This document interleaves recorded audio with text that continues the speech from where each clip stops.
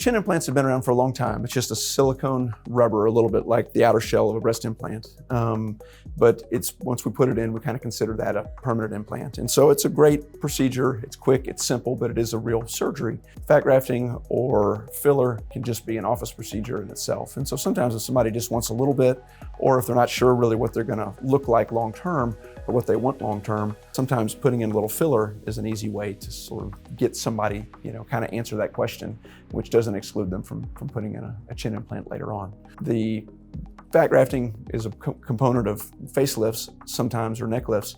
Sometimes it's an easy place to add a little bit in the chin without being too aggressive or adding much to that procedure. We're not going to get as much correction with fat grafting, so someone who just needs a minor correction might get all they want from some fat. Somebody who needs more correction, they'll get something from fat, but might not get enough to totally correct their deficiency.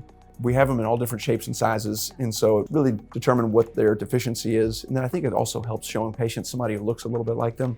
And this is somebody that we put a chin implant in, gave them this versus this somebody else that looks a little like you, and then it gave them a little more fullness to their whole chin versus just additional projection. So it may vary kind of in terms of what a patient wants. There's not any real major downtime. Somebody really shouldn't swell much or have much bruising or anything like that related to having a chin implant placed. So all of these really have pretty minimal downtime.